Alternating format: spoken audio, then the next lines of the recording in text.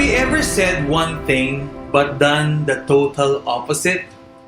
Perhaps the better question is, who hasn't? Our words and our actions don't always match. We commit to things we can't follow through, say things so surely, yet have many doubts inside. And we do this, weirdly enough, even to God who sees and knows everything. Think of those moments when you are deep in prayer, totally in love and humble surrender to God, eyes tearing up and heart full of sorrow, only to revert again to sin soon after. Remember those promises you made with such determination to God and to yourself, only to turn back on them the next day. In many ways, we have failed to measure up to our own words. It may not be obvious, but today's psalm shows that even the great king, David himself, is guilty of this. Here he is, stringing together so many beautiful and poetic words to declare his total surrender to God.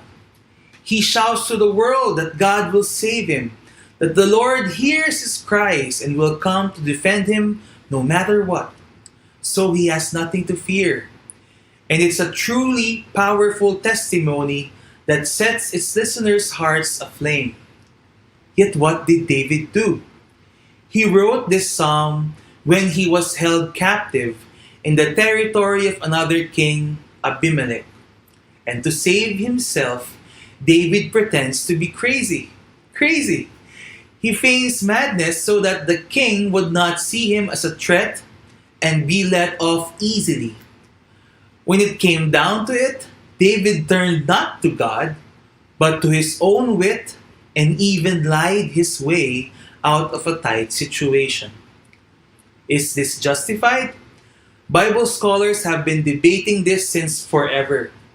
But one take I found most convincing is that this psalm is actually David's apology to God. It is David acknowledging that he failed God and let down his own faith, and committing to do better next time. There's the difference, isn't it? David knew he wronged God and failed his people. He did not let this sin send him spiraling down in despair. Instead, broken and humiliated, he returned back to God. David praises God in this psalm not out of confidence, but deep humility. He experienced firsthand how God is faithful. God still saved him despite his lack of trust and surrender. And this gave him confidence that God is merciful.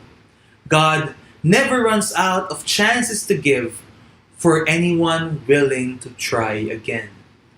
My dear brothers and sisters, God's promise of salvation was never meant for the perfect and unfailing. Instead, it is made with us in mind, our weak, broken humanity due to sin. That is why His Son came to us as Emmanuel, God with us.